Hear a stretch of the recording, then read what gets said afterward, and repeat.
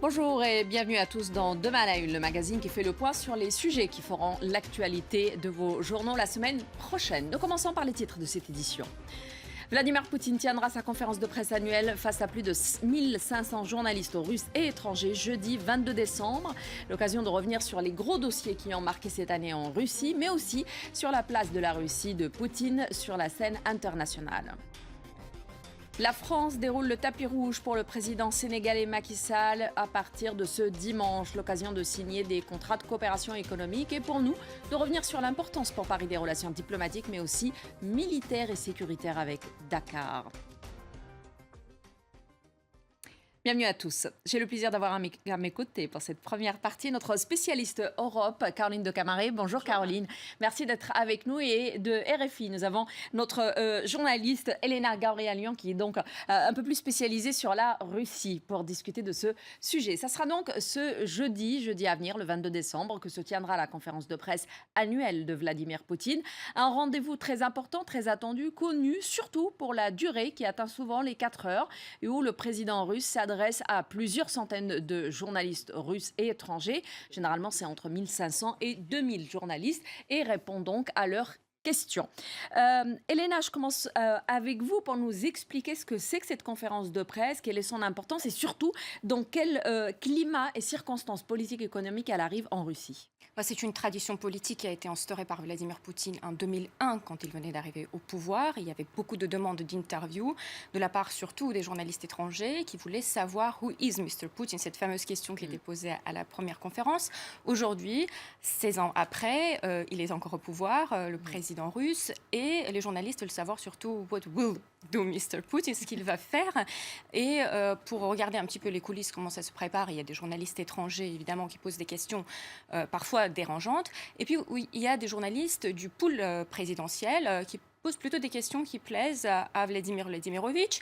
Et souvent, ce sont des questions qui sont dans la concertation avec le service de presse. Ouais. Et puis des journalistes régionaux, beaucoup de la presse régionale, qui posent des questions sur la politique intérieure. Et pour parler du contexte, on va vraiment beaucoup parler de la politique intérieure, puisqu'on entre dans l'année préélectorale 2017, puisqu'en 2018, il y aura les élections présidentielles. Et quand on voit ce qui était le discours de Vladimir Poutine devant le Parlement russe le 1er décembre, le discours traditionnel, il parlait d'une manière beaucoup plus modérée de la politique internationale. Il n'était pas dans cette confrontation avec l'Occident, juste à la fin un petit peu de la Syrie, mais principalement de la politique antérieure, puisque les victoires, selon les Russes, parlent d'elles-mêmes. Brexit, annexion de la Crimée, Syrie. Donc maintenant, le temps de capitaliser et se montrer plus ouvert. Avec une crise économique quand même un peu en Russie qui est assez importante. Qui est due pas seulement aux sanctions. Vladimir Poutine avait parlé à l'époque, en 2015, que c'était la faute des Occidentaux. Cette année, il reconnaît quand même que c'est aussi la politique de l'État qui a mené à cette crise, faute des investissements et puis de nouvelles technologies. Les cours du pétrole aussi, c'est un mix. Hein. Mais les sanctions de l'Union européenne ont quand même frappé. La ont Russie, pas mal pesé, effectivement. Alors, Caroline, justement, Vladimir Poutine, malgré tout, reste l'homme le plus puissant du monde. Ça, c'est selon le magazine et le classement 2016 du magazine Forbes, le magazine américain. À 64 ans, c'est la 4e année consécutive qu'il est jugé comme étant l'homme le plus puissant du monde. Devant Donald Trump et Angela Merkel, excusez du peu. Il y a des critères très précis du magazine Forbes. Alors d'abord, le nombre de personnes sur lesquelles les personnalités ont de l'influence. Alors il y a 140 millions de Russes, il y a aussi 260 millions de russophones à travers le monde. Et puis il y a des médias pro-russes très puissants. Depuis 2005, Russia Today, la chaîne info dans une multitude de langues qui d'ailleurs gagne du terrain sur le plan linguistique, avec aussi une, entre guillemets, agence de presse Sputnik qui est véritablement la voix du Kremlin depuis 2015 et qui s'est installée un peu partout, elle aussi un peu dans toutes les langues, avec une très faible présence de l'Union européenne pour essayer de contrer les mythes véhiculés par ces médias très pro-Kremlin. Et puis il y a les capacités financières, c'est le deuxième critère. Alors 6e derrière l'Allemagne et devant la France selon le FMI en termes de PIB, la Russie, donc un pays riche en effet, l'influence mondiale et l'énergie avec laquelle les personnalités développent l'exercice du pouvoir. On se rend bien compte que depuis son pays natal jusqu'à la Syrie, en passant par les affaires de l'Europe, Vladimir Poutine réussit à parvenir à ses fins Prenons l'Ukraine, par exemple, avec une véritable impunité de son invasion de la Crimée, finalement, si on y réfléchit. Il continue à ne pas appliquer les accords de Minsk II. L'Union européenne a décidé de prolonger encore de 6 mois ses sanctions à l'encontre de Moscou. Il va y avoir lundi prochain, demain à la une, donc lundi prochain, réunion de l'OTAN, Russie, OTAN, donc à Bruxelles, avec les ambassadeurs. Donc il a un peu tout pour être justement cette figure emblématique aujourd'hui qui pèse sur la scène internationale. Il pèse tellement qu'il est devenu un acteur même des élections américaines, Elena. On en a beaucoup parlé pendant. Tout le Parti démocrate estimait que c'était Moscou qui leakait un peu les informations qui avaient fait beaucoup de mal à Hillary Clinton. Aujourd'hui, on est un peu plus clair dans les accusations. On dit que Vladimir Poutine personnellement était derrière et du coup Barack Obama menace de sanctions Vladimir Poutine. Et puis Barack Obama doit aussi recevoir ce rapport des renseignements avant l'investiture de Donald Trump, avant le 20 janvier. On verra pour l'instant quels sont les résultats de cette enquête. Mais en tout cas, en Russie, on dit que c'est absolument absurde. Mais on sait très bien que la Russie renforce de plus en plus ses réseaux d'influence en Occident, à travers des médias, mais aussi des organisations qui essayent vraiment d'influencer l'opinion publique, y compris en Europe. Et puis on sait que, très bien aussi que les Russes sont très forts en cyberattaque. On avait vu également que côté ukrainien, par exemple, avait accusé les Russes d'avoir commis des attaques sur leur système d'électricité en 2015. Ces accusations sont vues comment depuis la Russie ?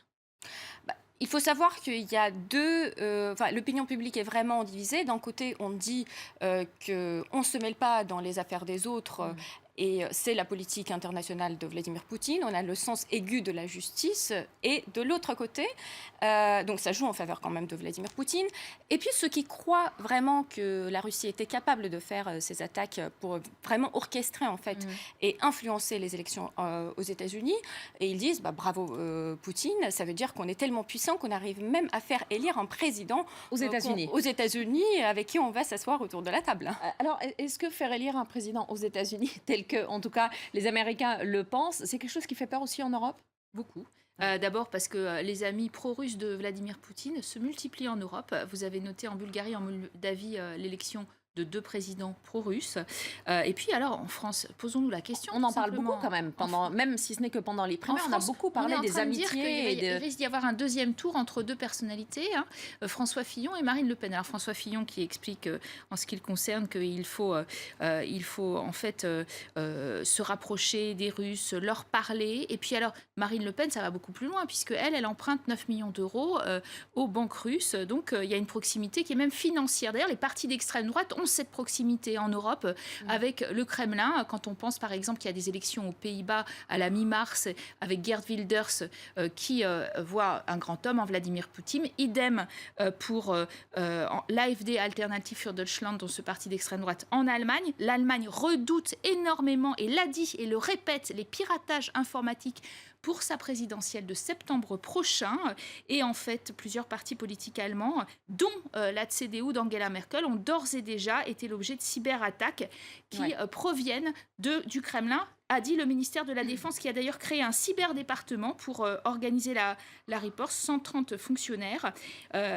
On craint aussi que Moscou ne cherche à influencer encore davantage cette politique allemande à travers les 3 200 000 ressortissants des ex-républiques soviétiques qui vivent sur le sol allemand et qui votent d'ailleurs. Elena, il y a un autre dossier qui est très important, c'est le dossier brûlant de la Syrie.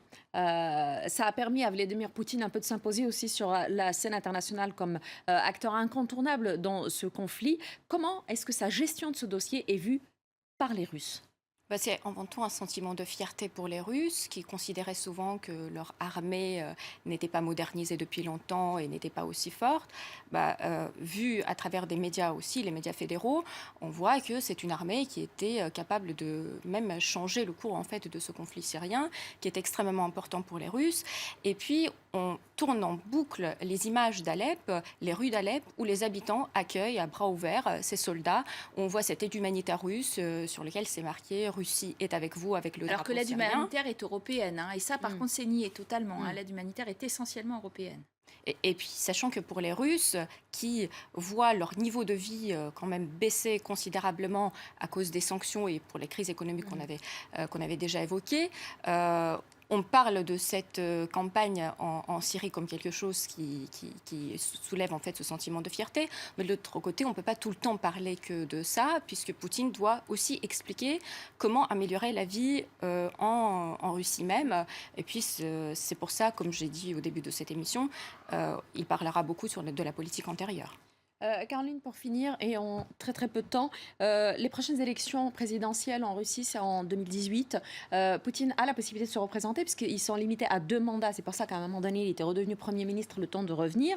Et s'il est réélu, il reste jusqu'en 2024. C'est quelque chose qui inquiète Bruxelles? Bien sûr, parce que lui-même se compare beaucoup à Angela Merkel, qui est restée très longtemps au pouvoir, brigue un 4e mandat. Il y a quand même une grosse différence, c'est le pluralisme qui n'existe pas au même niveau, bien sûr, en Russie qu'en Allemagne. Ces tensions avec la Russie, Bruxelles estime que c'est à cause de Vladimir Poutine. Politique. Alors, en effet, sur la question finalement de l'Europe, on voit bien que elle est en train de cliver complètement cette Russie, l'Union européenne. Le groupe de Visegrad, c'est-à-dire tous les pays de l'Est, c'est la bête noire un peu, vous le savez maintenant. Eh bien, ils sont très très clivé. La Pologne, finalement, est très anti-Poutine. Maintenant, la Russie de Viktor Orban était très pro-Poutine. Les Pays-Baltes continuent à avoir très, très peur de leurs voisins russes.